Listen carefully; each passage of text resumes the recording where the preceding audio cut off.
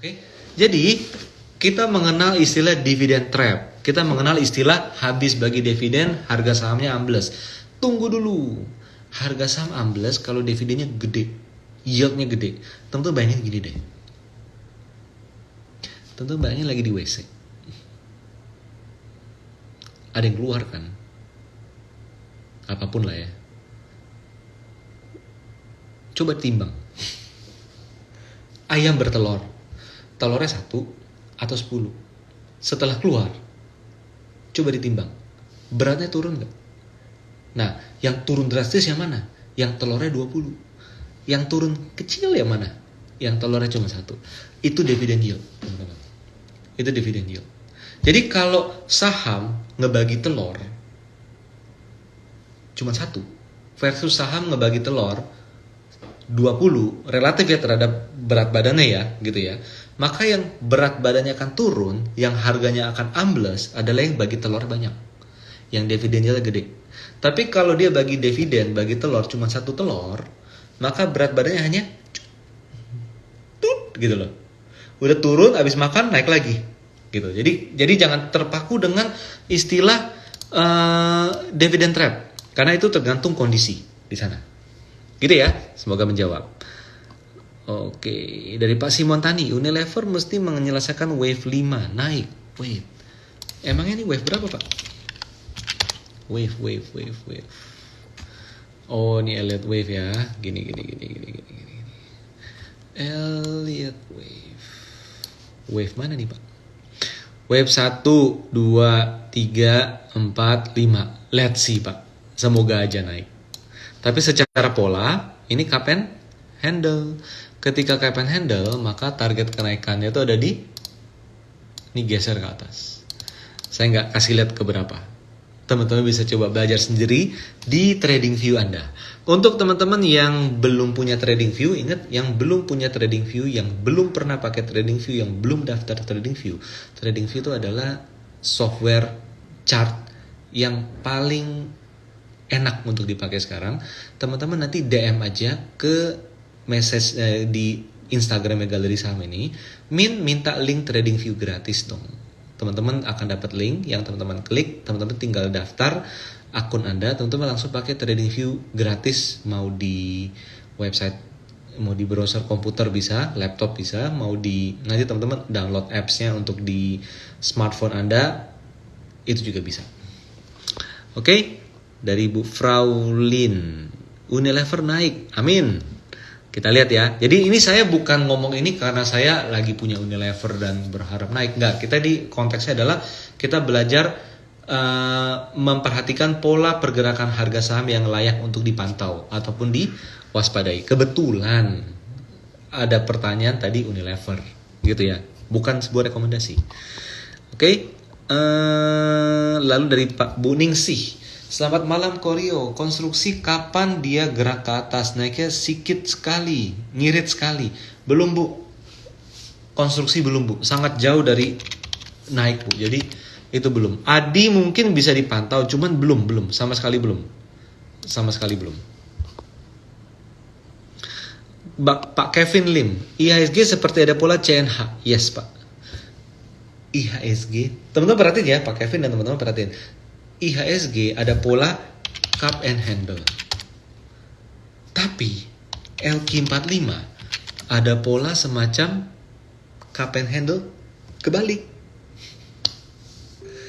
Kita akan berpegang pada blue chip sebagai barometer IHSG atau yang middle cap.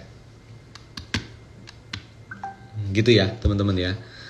Oke, lanjut. Nah, di Pak Aljaya 60, LQ45 inverted cup and handle. Baru kita omongin. Oke, kita sefrekuensi Pak. Lalu dari Pak Edward Linardo, Pak SMGR apa sudah bullish? Mohon analisanya. Belum Pak, SMGR belum bullish, tapi SMGR itu konsolidasi dengan kecenderungan tren naik, teman-teman. Dengan kecenderungan tren naik. Jadi ini boleh dipantau, silakan dipantau. Tapi kalau bagi saya, gini ya. Nih, saya mau kasih lihat deh. Oke, saya mau kasih lihat di sini. SMGR ini tinggal tunggu dia tembus resist. Kita akan pakai RS modul ya. Nah, nih. Kelihatan ya. Oke. Ini resisten. Ini support. Oke. Maka jarak antara resist ke support itu kurang lebih berapa sih? Kurang lebih 6%. Jadi entry resistance 6%. Jadi nanti kalau dia bisa melewati level ini 7250 yang ini ada kecenderungan dia bergerak naik ke atas. Gitu ya. Oke, lanjut ya teman-teman ya. Lanjut. Pak Torikul Ahyar. Pak, BCA saya profit 1%. Apa baiknya di TP aja? Oh my god, Pak, 1% tuh biasa banget, Pak. Loh, kemarin ada yang nanya, BRI saya turun 1%, harus gimana? Ini kenapa BCA 1%? Aduh Pak, BCA 1% mah ya gitu deh. Pak, beli BCA buat apa? Buat invest jangka panjang, simpen aja. Kalau buat trading, ya kalau trading ya wong jangan 1% lah Pak, cari 5% lah. Tapi kalau BCA break support di 7250 jebol, mau nggak mau Bapak harus lepas. Secara tren ya, technical. Oke, dari Pak Muhammad ANS, siapa nih? MHMD, Muhammad kali ya. Target profit yang ideal tuh berapa persen kok? Nggak ada target profit yang ideal. Kalau bisa multi bagger. Tapi begini, saya mau kasih lihat ke Pak Muhammad dan teman-teman lainnya. Gini ya. Kalau kita dapat saham yang bullish, PNBN misalnya. Oke. PNBN. Ini bullish banget ya. Nih lihat nih. Nih, saya mau tanya. Unilever tuh lagi kayak gini gak sih? Ah udahlah, gak usah ngomong lagi deh. Kebanyakan ngomong tinggal jadi. Oke, dia rally terus. Berapa target profit ideal? Apakah 10%? Atau 20%? Atau 30%? Seperti itu.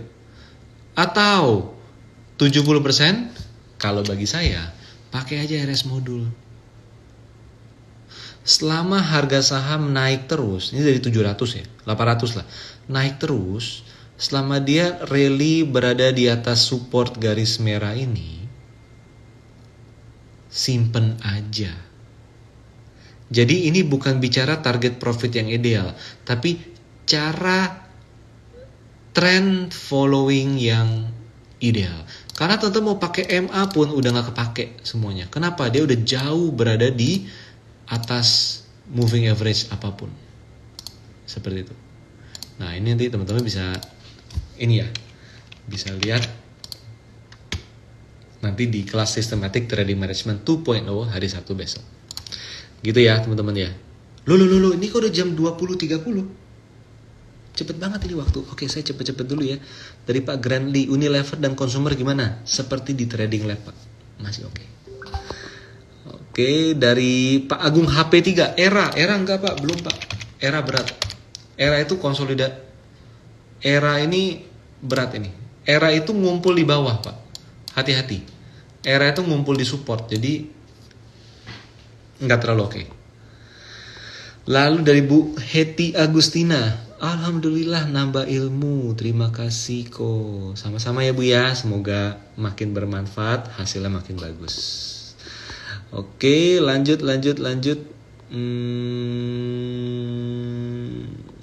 Apa lagi di sini? Harum bisa kembali naik kah? Wah berat Harum. Jadi Harum itu masalahnya satu, dia habis stock split. Gini ya, Harum ya, Harum. Saya hilangin dulu RS modulnya. Harum tuh habis stock split. Oke, stock splitnya di sini. Stock split. Biasa stock split itu dimanfaatkan untuk karena likuiditas yang meningkat, untuk yang punya barang banyak itu jualan. Gini deh. Teman-teman ada yang rumahnya di Di mana ya? Di BSD nggak? Di Serpong, Gading Serpong. Sekarang rumah-rumah yang dijual, yang laris kayak kacang goreng, itu yang luasnya berapa sih tanahnya? 5 meter kali 12 meter gitu kan? Yang 50 meter tanahnya, yang 60 meter gitu kan. Coba teman-teman lihat sekitar 10 sampai 15 tahun yang lalu. Rumah-rumah yang laris kayak kacang goreng tuh yang luasnya berapa? Luasnya 6 meter kali 15 meter, 7 meter kali 18 meter, yang luasnya itu kayak 120, 130 meter, 10 tahun yang lalu lah, 10 sampai 15 tahun lalu. Sekarang kalau dulu 120 meter, kalau sekarang 60 meter. Itu stock split nggak? 1:2. Yang tadinya luasnya adalah 120, dibikin jadi 60 tanahnya. Buat apa stock split itu dilakukan?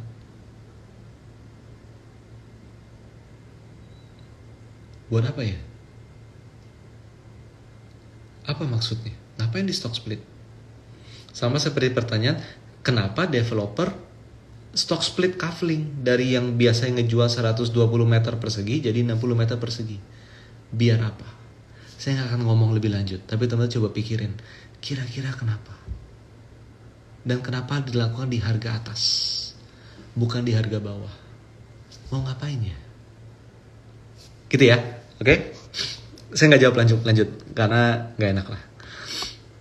Oke, dari Bu Im Indah.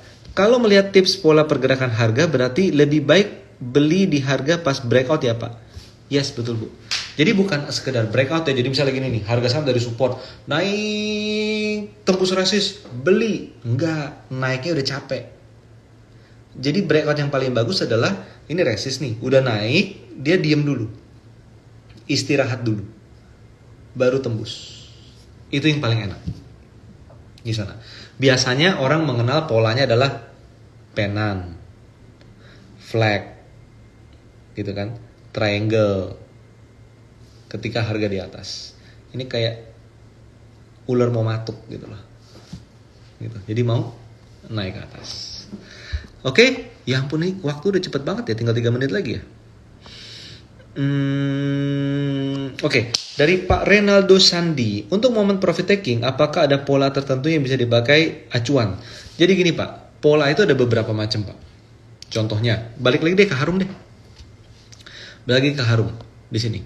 Kalau teman-teman lihat pola Harum nih, pola apa sih di sini? Ini kan naik banyak nih ya. Ini kan dia udah naik banyak banget nih dari sini nih, dari harga 200 udah sampai 2000 seperti ini kan ya. Lalu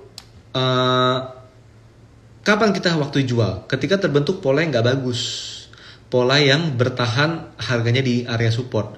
Ini kayak pola double top atau triple top atau head and shoulder. Ini kita harus jual ya di sini. Tapi jadi masalah juga, kenapa? Karena kita nggak jual di atas di 2900, tapi kita jualnya di 2100 kan gitu kan. Nah makanya di sinilah kita balik lagi ya, kita balik seperti contoh saya kasih contoh yang berbeda deh. ITMG seperti ini, ITMG. Maka kita menggunakan metode fraktal yang ada di RS modul. Teman-teman bisa pelajari fraktal, teman-teman searching aja tentang fraktal, atau teman-teman bisa lihat di RS modul ini. Maka selama harga saham naik di atas garis merah support, ini simpan aja. Tapi ketika jebol, turun, ini jualan dulu. Jangan punya posisi. Dan ini berkali-kali terjadi. Lihat nih, harga naik, ketika break support, kita jualan dulu. Seperti itu prinsipnya. Di sini juga. Naik, break support, jualan dulu. Nah, disitulah kita bagi kami itu menjadi metode profit taking yang paling ideal. Dan teman-teman kalau mau bicara trend following, bagaimana cara mencari saham di awal fase tren naik, gimana cara ngikutin tren naik selama mungkin, maka teman-teman pelajarilah metode trend following. Teman-teman silakan googling aja di Google, pokoknya googling aja ya mengenai trend following.